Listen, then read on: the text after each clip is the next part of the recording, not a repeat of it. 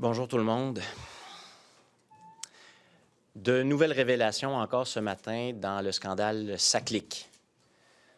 On apprend que le gouvernement de la CAQ a dépensé 700 000 $ pour faire suivre le projet par des grands cabinets comptables qui, au fil des rapports, eux aussi, ont allumé des voyants qui, pour tout bon gestionnaire, aurait dû être un signal clair à l'effet qu'il y a un problème et qui est une pièce additionnelle au casse-tête qu'on voit se composer sous nos yeux depuis quelques semaines, qui démontre que la version qui nous a été servie par les ministres du gouvernement caquiste et par le premier ministre lui-même ne tiennent pas la route. Ça devient encore plus impossible pour ce gouvernement de prétendre qu'il ne le savait pas. Et compte tenu de tout ce qu'on sait maintenant, de tout ce qui est révélé encore ce matin, qui s'ajoute à plusieurs autres révélations, quand ce gouvernement nous dit « je ne savais pas », ça veut dire que c'est un gouvernement qui fait ceci. On ne voyait rien, on n'a rien vu, on n'entendait rien. Il n'y a pas pire aveugle que celui qui ne veut pas voir, il n'y a pas pire sourd que celui qui ne veut pas entendre. Les signaux étaient là, le gouvernement savait. Par ailleurs, il y a un autre aspect qui demeure important dans ce dossier-là, suivre l'argent. Ce gouvernement a payé 1 demi-milliard de factures additionnelles à ce qui était prévu au contrat initial et continue de nous dire qu'il ne le savait pas. Et ça nous amène au Conseil du Trésor et ça nous amène au ministre des Finances. Ça veut donc dire que la présidente du Conseil du Trésor va être une partie prenante importante de l'enquête à venir. Et les Québécois sont en droit de se demander aujourd'hui, ou vont être en droit de se poser des questions, quand ils vont voir le juge Galland poser des questions à la présidente du Conseil du Trésor. Mais est-ce que ce sont les deux bonnes personnes pour avoir ces interactions ici dans l'enquête? C'est ça que ça... Quand on dit, quand on est prudent, quand on a de la bonne gestion, il faut écarter tout risque d'apparence de conflit d'intérêts. C'est de ça dont on parle. Il n'est pas question de remettre en question l'intégrité, la compétence du juge Galland. C'est plutôt de se demander, sur les centaines de juges, de juristes compétents pour faire ce travail-là au Québec, pourquoi le gouvernement a choisi cette personne, pourquoi il insiste pour que ce soit cette personne. C'est une question très importante, puis on n'a pas eu de réponse à ces questions-là. Nous continuons de demander la récusation du juge Galland. Et j'ajoute, et vous l'avez reçu tout à l'heure, que ça fera l'objet de notre motion de ce matin. Rappelez que les partis d'opposition n'ont pas été consultés sur le choix du commissaire. C'est un choix volontaire du gouvernement et qu'on est placé devant le fait accompli, en tout cas, pas en ce qui nous concerne. Et on indique dans la motion qu'il est souhaitable, voire nécessaire et essentiel, que l'ensemble des formations politiques représentées à l'Assemblée nationale soient d'accord avec le choix, ce qui n'est pas le cas d'au moins 2 formations politiques, et ajouter la Voix de Québec solidaire, qui a émis des doutes hier après-midi. Donc, le gouvernement devra prendre une décision quant à cette motion. On va se projeter dans l'avenir. Septembre 2025. Excusez, vous ne me voyez pas dans cette petite affaire. Alors, on se projette dans l'avenir. Septembre 2025, dépôt du rapport du juge Galland. Hier, des sources nous ont confirmé, les sources judiciaires ont confirmé qu'elle n'est pas récusée, que lorsqu'on lui a donné le mandat, ça a été très clair que la question de Sonia Lebel a été abordée et qu'il était confortable avec ça.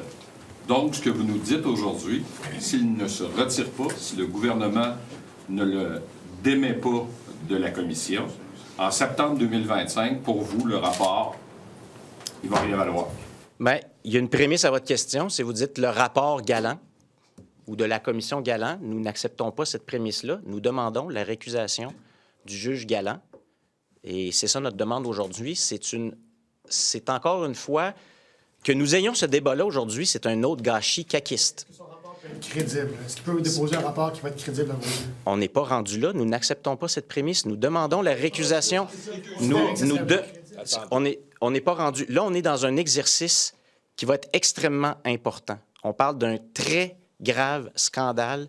1 demi-milliard qui est en jeu. D'ailleurs, nous, on dit que le mandat ne devrait pas se limiter uniquement à l'affaire SACLIC parce que il y a toute une question de la gestion des contrats informatiques du gouvernement. On maintient cette demande-là.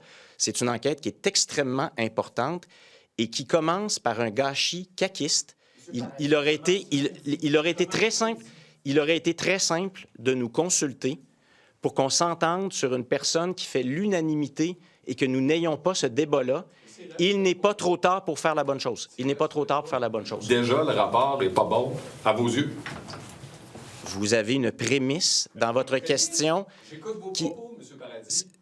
Nous Vous demandez de se récuser, vous dites que La c'est pas la commission- bonne personne. la commission- Quand il va déposer son la rapport, commission pour n'est- vous, ça veut dire quoi? La commission n'a pas commencé ses travaux. L'annonce a été faite avant-hier, sans consultation des partis de l'opposition, alors que le premier ministre avait dit « on va tendre la main à tous les députés puis à tous les partis ».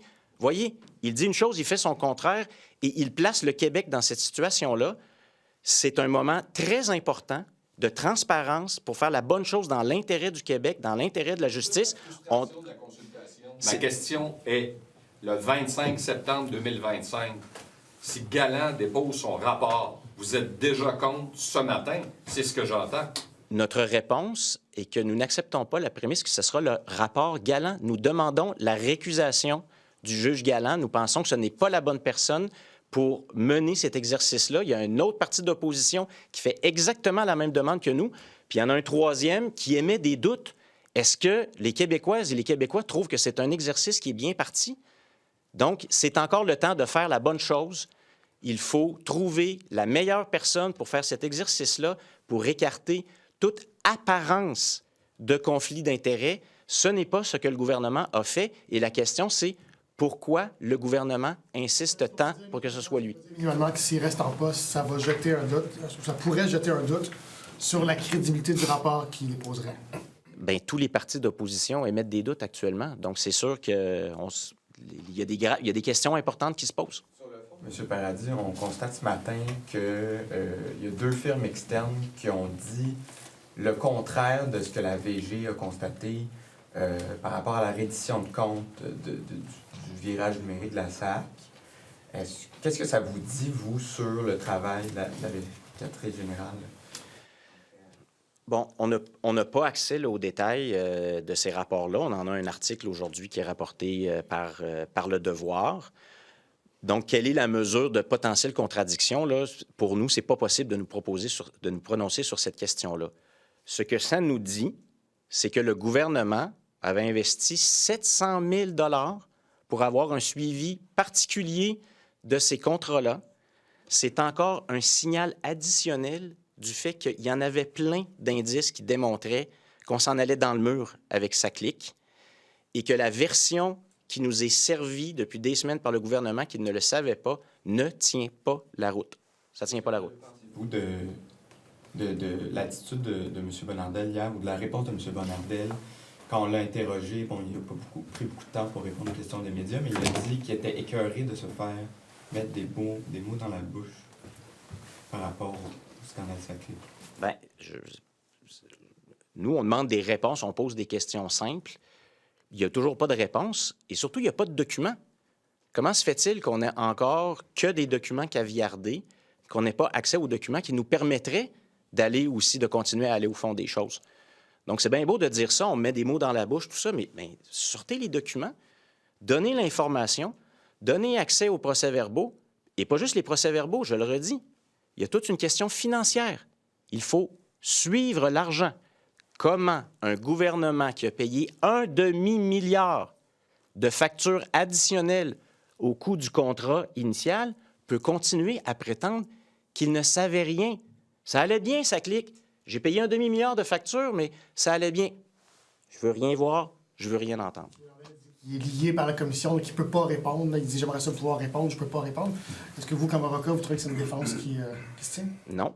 C'est une bonne chose que d'avoir la commission d'enquête. Ça va permettre d'avoir des témoins, de demander des documents, d'avoir des témoins qui sont hors de la sphère des députés de l'Assemblée nationale. Mais ici, il y a un concept qui s'appelle la responsabilité ministérielle.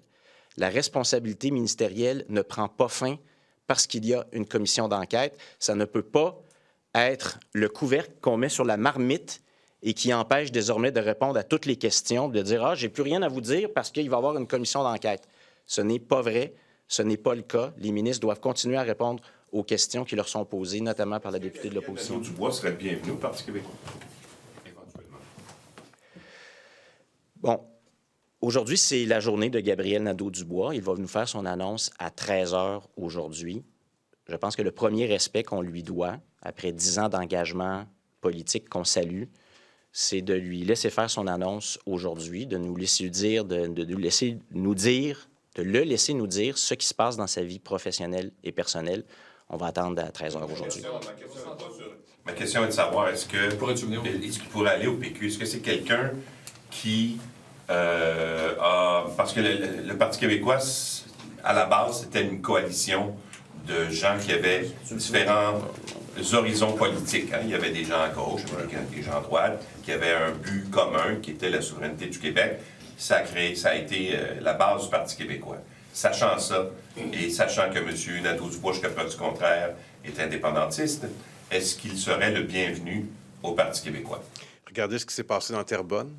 Les voteurs de Québec solidaire, en grand nombre, se sont rangés au Parti québécois. Alors, c'est une décision qui appartient à chacun des militants, mais pas juste les militants de Québec solidaire qui sont ralliés au Parti québécois, des militants ou des voteurs de la Coalition Avenir Québec, des gens qui votaient plus. Alors, la coalition, elle s'est manifestée pas plus tard que lundi dernier dans Terrebonne, et j'ai des bonnes raisons de croire qu'elle va se manifester à nouveau. Alors, sur une base individuelle, les gens sont libres de leur choix, mais on est assez fiers de ce qu'on a réussi à faire comme coalition de changement dans Terrebonne, parce que c'est un test concret, ce n'est pas un sondage. C'est ce qu'on va essayer de faire ailleurs aussi. On salue son engagement politique aujourd'hui. Et qu'est-ce que vous retenez de lui? Bien, moi, je l'ai connu. Je me souviens de la première fois que je l'ai rencontré, c'était...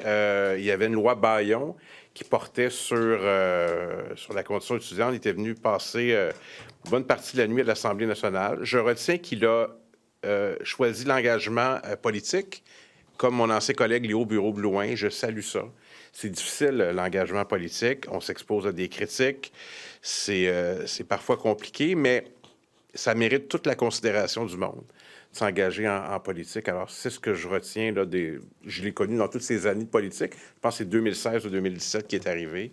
Alors, quelqu'un qui, en privé, avec qui on a d'excellents liens, très poli, très attentionné à l'égard de ses collègues. Puis, évidemment, bien, quand on s'engage ainsi, bien, il faut saluer ça. Mais je comprends que ça ne se termine pas là.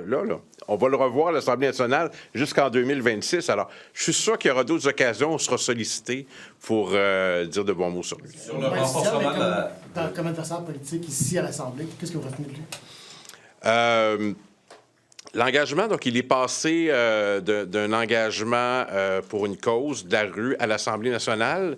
Bien des gens en doutaient, puis il l'a fait. Alors, moi, je salue ça. Puis évidemment, on a eu un lot de désaccords. C'est un indépendantiste. Et il souhaite l'indépendance du Québec comme nous. Les moyens sont un peu différents, mais moi, je salue ça. Sur le renforcement de la laïcité, bon, M. Drainville a déposé son projet de loi tantôt, mais déjà, il y a des syndicats qui se braquent parce qu'ils disent qu'on a analysé 17 écoles, 18 avec Bedford, mais qu'on voudrait appliquer ce renforcement-là sur 3000 écoles. Et c'est le bémol qu'émettent les syndicats à l'heure actuelle. Est-ce que c'est nécessaire de le faire dans 3000 écoles? D'abord, je vais aussi réagir en début d'après-midi là-dessus, mais ce que je peux déjà dire, oui, il y a un échantillon d'écoles qui ont été analysées, là, mais je suis assez convaincu qu'il faut poser des gestes pour l'ensemble des écoles. C'est pas seulement Montréal, c'est Laval. Parce que le phénomène d'entrisme religieux, le retour du religieux à l'école, ça touche plusieurs écoles, dont certaines qui n'ont pas été enquêtées. Des bonnes raisons de croire ça. Les attentes qu'on a, évidemment, c'est qu'il y a une cohérence. Est-ce que le ministre va encore décider de ne pas appliquer les mesures de laïcité à l'école privée? La CAQ est une grande défendresse des écoles privées. Il les laisse faire, il leur impose rien, il les laisse tranquilles. Je pense que la laïcité, c'est pour toutes les écoles. Ensuite, les personnes en autorité, est-ce que c'est les aides à la classe, par exemple? Est-ce que c'est les services de garde? Ça, on va vérifier ça aussi. Puis au-delà du cadre des écoles primaires et secondaires, je pense que sa collègue de l'enseignement supérieur devrait réfléchir également au collège. Il y a plusieurs salles de prière, il y a plusieurs manifestations. Une récente, d'ailleurs, dans un collège qui tend à démontrer qu'il y a du retour du religieux là où il ne devrait pas en avoir. Donc, on a un certain nombre de propositions qu'on mettra au jeu tout à l'heure aussi. Mais je vais regarder avec beaucoup d'attention les propositions du ministre qui retourne dans ce dossier où je l'ai bien connu à l'époque où il était au Parti québécois. Et d'ailleurs, si la CAQ, à l'époque, avait écouté le Parti québécois, avec notre projet sur la laïcité, on serait bien plus avancé qu'on l'est aujourd'hui. On parle d'une dernière en France. Oui, peut-être une question peut-être politique internationale. Comment vous accueillez ça, le fait que le Canada va se joindre au marché européen militaire? Là, donc, est-ce que c'est une bonne nouvelle pour le Québec? Comment est-ce qu'on voit ça, l'espèce de réalignement canadien vers l'Europe? Bon, c'est une question complexe là, dont on n'a pas tous les détails parce que on est à l'aube de peut-être de nouvelles alliances. Je pense que le contexte actuel dans le monde, notamment avec nos voisins du Sud, indique qu'il est une bonne chose pour nous de commencer à diversifier nos partenariats sur tous les plans, y compris le plan militaire. Le Québec peut gagner sur le plan économique en termes, par exemple, de construction en aéronautique, en armement, etc. Il y a des entreprises québécoises de pointe là, en haute technologie. Est-ce que ça pourrait être un atout pour le Québec? Le Québec et les entreprises québécoises dans tous les domaines ont un historique de succès à l'échelle internationale. On est des entrepreneurs qui avons une grande capacité d'aborder des nouveaux marchés. Et dans ce secteur-là, comme dans d'autres, oui, il y a beaucoup d'opportunités. C'est ce qu'on dit depuis le début, là. Ça fait partie des solutions à ce qui se passe actuellement, c'est qu'il faut aller explorer des nouveaux marchés. Favorable au concept général de se réarmer, que le Canada se réarme, donc que le Québec se réarme, que l'Europe aussi se réarme. Est-ce que c'est une bonne chose? Est-ce que c'est ça qu'il faut faire? Bon, est-ce que, sur cette question-là, je pense que là aussi le contexte international actuel démontre l'importance que chaque pays, chaque nation soit à même d'assurer sa propre défense dans des contextes difficiles. Donc, oui, le niveau de dépenses actuellement d'un pays comme le Canada, c'est une question qu'il faut se poser. Le Québec indépendant, ce serait la même chose pour un Québec indépendant. Il faudrait participer à cet effort-là de se réarmer. Je vous voyais venir avec cette question qui va être une des nombreuses questions abordées dans les prochains documents qu'on va publier sur... Mais vous le savez... Réponse à venir sur plusieurs de ces questions-là dans le livre bleu qui va être publié par le Parti québécois. What are you hoping to see, Mr. Bérubé, in Mr. Trinville's bill, secularism bill that he's tabling today? What are your hopes for this bill? Well, it's about being coherent. Is that a word in English? Consistent. Mr. Drainville is back in those issues, so we still have the same concern about equality. If secularism is important, it's important for everyone, private school as well. And the government should look to college as well. And we have some proposition to make. So I'm going to be in front of you this afternoon for a reaction. So let's wait and see. But what are these proposals that you're You're not going to be there this afternoon?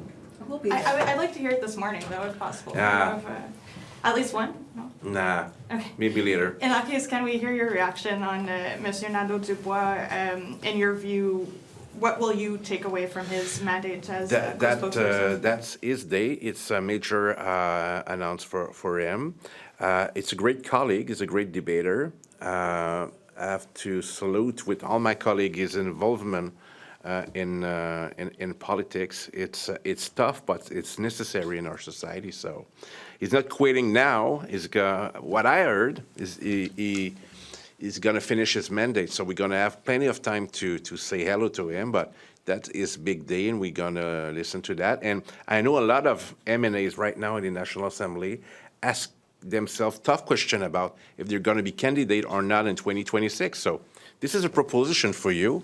Ask any other colleague, especially in the CAQ, if they're ready to say that they're going to be a candidate in 2026. You might be surprised if you do the math. A lot of people are not ready yet to say they're going to be candidates. So, going back to Gabriel Nadeau-Dubois, there is a great respect from your part, I guess. as any colleague, I respect and we respect any colleague in the National Assembly. No exception. Is the CAQ too lenient on private schools? They're pretty close to private school. The minister make no. let's say, is really in favor of private school. This is a fair choice for him, and he don't not want to bother them with some new rules. So you'll see if want to be correct, you need to put the same rule in the public school and the private school as well. This is a major concern for us. Merci.